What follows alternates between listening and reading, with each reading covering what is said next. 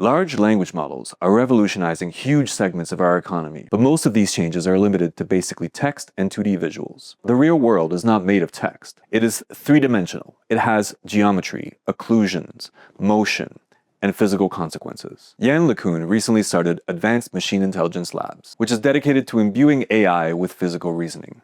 He believes that LLMs are a dead end, because real understanding requires models that can track latent physical state, anticipate consequences, and reason under geometric and temporal constraints. We ourselves reason in this way. We build internal world models inside of our heads that we use to test predictions and generate counterfactuals, make sure that they are logically consistent, and gradually learn to reason in a logically consistent manner. That's why this topic matters a lot. 3D visual linguistic modeling sits between today's multimodal assistants and AI-powered robots that can reason and act in our physical and virtual worlds in a meaningful way. And yet, 3D LLMs are lagging behind, because several technological problems remain unsolved.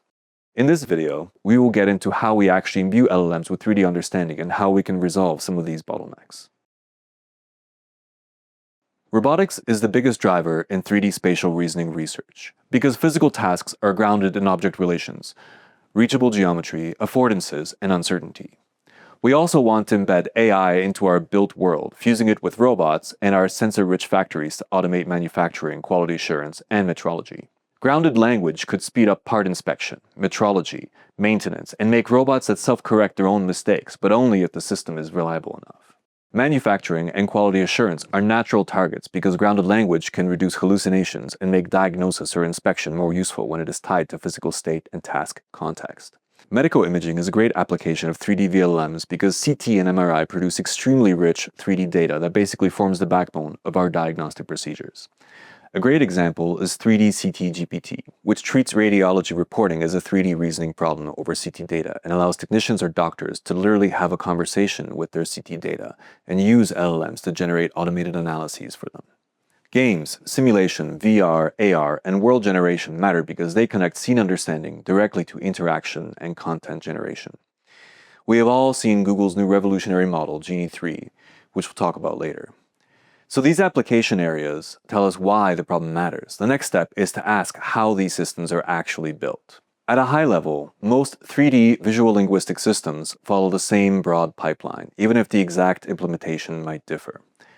Let's break down the pipeline first, before getting into the different strategies. The overall process can be described in 4 steps. First, you acquire or reconstruct a 3D signal from voxel grids, a point cloud, multi-view imagery, LiDAR, implicit fields, scene graphs, or Gaussian splatting. Second, you extract features from that signal, basically grouping the information into semantic clusters that have meaning through their relationships. Third, you align these features to a language model or a multimodal LLM embedding space. Fourth, you adapt or tune the system for tasks like grounding, question answering, planning, or generation. A 3D LLM is not one module. Rather, it is a stack, and the quality of the final system depends on every stage of that stack. Now that we have the general pipeline, we can look at the first major design choice. Once you have a 3D problem, do you reason through 2D views, or do you work directly in 3D, or do you combine both? The simplest way to imbue an LLM with 3D scene understanding is basically to take the huge amount of work that's been done in 2D LLMs and lift it into 3D. This is called 2D multi-view lifting. It was one of the first practical ways to reuse strong 2D backbones. The second route is direct 3D, where the system extracts features directly from the 3D data, such as point clouds or voxels. Key examples of this are point LLM, LiDAR LLM, LL3DA, and 3D Lava. Then there are hybrid systems that add graphs, retrieval programs, or memory. And that leads directly to the next question, which is maybe one of the most important. How do we represent 3D? Before a system can begin to extract features or align language, it first has to decide what the world looks like internally. And that representation choice ends up shaping almost everything downstream. 3D representation is one of the most important bottlenecks in the field. It determines the relationships that are preserved inside of the LLM and how language can interface with the scene. Unlike 2D vision, 3D has no universal equivalent of the image grid.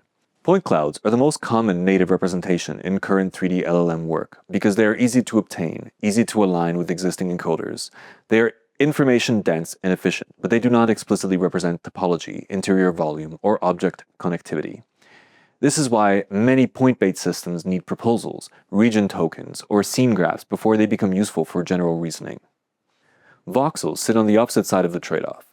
They provide lots of structure and simplicity, but they come with extreme memory cost at useful resolutions.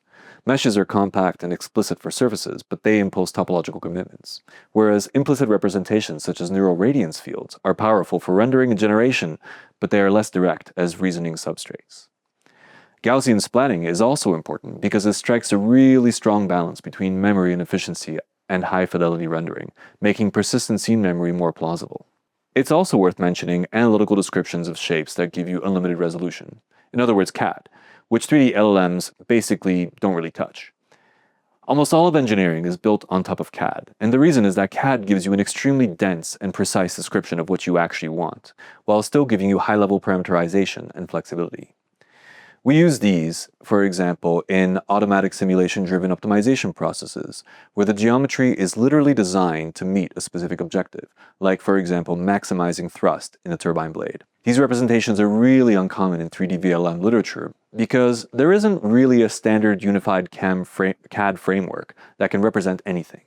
It takes basically a trained expert to figure out how to generate it. But whatever representation you pick, it still has to be converted into something the model can actually reason over. And that brings us to feature extraction. Feature extraction is the stage where we take raw 3D or pseudo-3D inputs and compress them into tokens or embeddings that can later be aligned with language. The simplest way to overcome data scarcity is often to lift pre-trained 2D features into 3D. 3D LLM made this especially important by rendering seeds into multiple images, extracting strong 2D features and projecting them back into a scene representation. Scene LLM and Uni 3DR2 follow this logic. The appeal of this is obvious. Basically, you get Clip and Dino V2-like features that are semantically rich and broadly pre-trained to work with LLMs. The downside is also obvious. Lifting from 2D introduces projection errors, preserves camera bias, and leads to things like depth perception errors. The result is relatively shallow reasoning in 3D and somewhat superficial relationships that do not really capture the rich semantic information contained in 3D data. Native 3D extraction basically tries to solve these issues. PointNet and PointNet++ provide the basic set encoder logic. Point Transformer adds attention over local neighborhoods with relative position. Sparse 3D transformers can also scale this to larger scenes. The bigger point is that feature extraction is not just numerical compression. Concept graphs and visual programming papers show that the most useful features are often the ones that preserve objects, functions, and planning relevant structure. For example, MedRegion CT, 3D CT GPT, and Spatial PIN reinforce the same lesson in medicine and spatial reasoning. But extracting features is only half the problem. The model still has to connect those features to language in a meaningful way. So the next bottleneck is alignment. How do we make a language model actually understand what those 3D tokens mean? So alignment is the process that makes 3D features legible to language models. This can range from super simple, naive inner products to complex training strategies. A scene text dataset is often used to refine the tuning. Basically, a 3D scene with objects or regions and a set of spatial relationships is paired with a caption, instructions, referring expressions, or a question and answer pair. The 3D side becomes points, or voxels, or proposal tokens. The text side becomes language tokens, or text embeddings. There are a few different ways to do alignment. Contrastive alignment is the first major idea. Matched scene text pairs are pulled together, and mismatched pairs are pulled apart. It scales well and gives a clean signal, but it mostly teaches correspondence between objects and ideas rather than detailed reasoning. Masked self-supervision learning is the second idea, which basically replicates a similar idea from 2D VLMs. You mask a point or patch and force the encoder to infer the missing geometry or token identities from the context. This is one reason staged pipelines are often stronger than one-shot projection. Cross-modal matching and fusion losses are the third idea. The model must decide not only whether a text pair is aligned, but which proposal, referent token, object region, or interaction state the language actually refers to. Task-based alignment is where many systems actually become task-aware. And frameworks that use this include 3D LLM, grounded 3D LLM, LiDAR LLM, and LL3DA. Once the alignment exists, the next question is how tightly we want languages and 3D structure to interact during reasoning. Because alignment alone doesn't really tell us how the modalities actually talk to each other. For that, we need to look at coupling and fusion. You will also often want to use multiple modalities, which is a key idea in modern AI systems. When you use multiple modalities, you also need to decide the degree of the coupling and fusion between different data sources. Modality coupling can basically be either direct or indirect. Direct coupling is usually cleaner and faster, but less interpretable. Indirect coupling keeps more explicit structure in the loop. Naive late fusion means the system encodes the scene and language separately, and then combines them later in an output head. Cross-attention fusion is stronger because text tokens can extend directly to 3D tokens through reasoning. Proposal-based fusion is stronger still for grounding, because it aligns language to explicit object or regional candidates. Here, the system basically generates numerous proposals that get matched to the input language. This makes grounding explicit and grounds the semantic and conceptual reasoning steps. Grounding-oriented systems like the visual programming work by Yuan et al. And object-centric approaches like concept graphs use this. Token projection into an LLM is one of the most popular strategies. 3D features are mapped through a linear layer or a query-based projector into pseudo-language tokens that can be inserted into the LLM context window. This is powerful because it reuses strong language backbones, but it also exposes the core limitation of the field. Rich 3D structure still has to be compressed into a one-dimensional token stream. 3D CT-GPT, for example, uses projection layers and pooled CT features, while Med-region CT uses region tokens, mask-derived features, and patient-specific attributes to create a more structured alignment substrate. Up to this point, most of what we have discussed is about understanding a scene. The next section shifts towards changing or generating one. That is where differentiable rendering becomes important. It gives us a way to connect language, images, and geometry through an optimization loop instead of just a static representation. Differentiable rendering is the idea that instead of directly editing geometry with a language, the model renders views from 3D representations, compares them to the language or image condition objectives, and sends gradients back into the representation. That is the core logic behind dream fields and Magic 3D, and it is worth mentioning because it gives text-guided 3D generation and optimization loop that creates a bridge between geometry, generation, and supervision. Future pipelines can combine synthetic environments to help address the data scarcity gap, basically creating renderable scene representations and language-guided objectives to create task-specific supervision at scale, while also giving us a pathway towards training models directly in simulated virtual environments like video games. And once generation enters the picture, the next natural step is persistence. Can the system keep a coherent world in memory over time? That is exactly the question that world models try to answer. The world model literature extends 3D visual linguistic modeling into time, action, and persistence. The goal is no longer to interpret the current scene, but to predict how it changes under actions. Genie 3 is the most obvious high-profile example of the video-first route. It basically generates interactive video worlds from actions, but it does not necessarily maintain an explicit 3D world representation. These models need to allow interaction and consistency, basically imposing rules that are consistent and rational on user actions while generating text-guided content dynamically.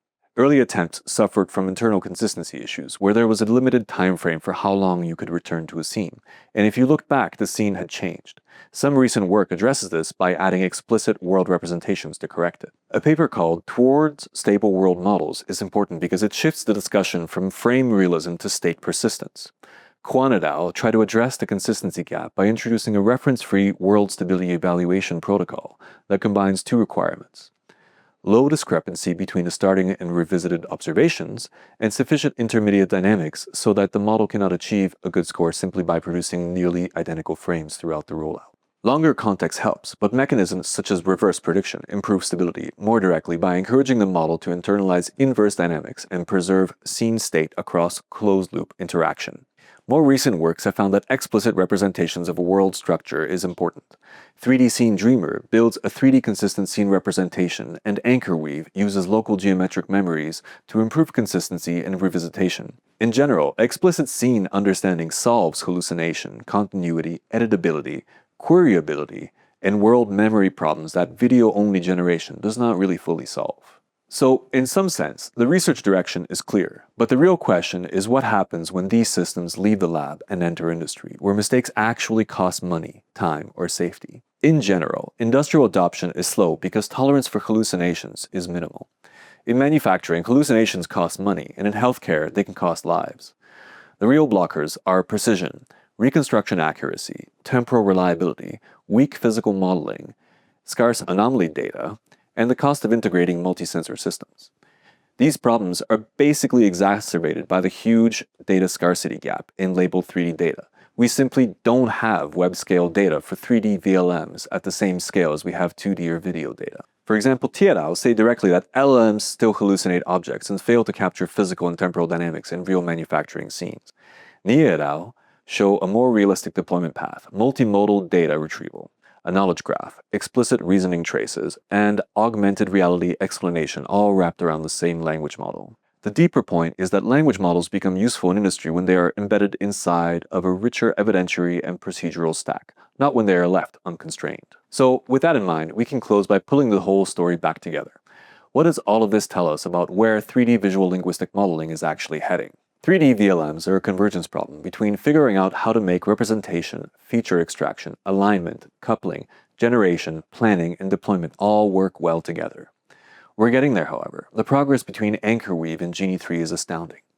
Stronger 3D assistance, better structured representations, faster renderable scene memory, and increasingly capable world models are gradually percolating into the market and research. But the main bottlenecks are still representation, the scarcity of paired 3D and text data, evaluation, reliability, and trust. Are we building systems that can generate worlds, systems that can explicitly understand worlds, or hybrid systems that can do both well enough to matter? The future probably belongs to hybrid systems that keep geometry, memory, and explicit structure in the loop while still benefiting from the open vocabulary reasoning power of language models. Thanks for listening. My name is Hristo Valtchanov. I'm a postdoctoral fellow at École Polytechnique de Montréal.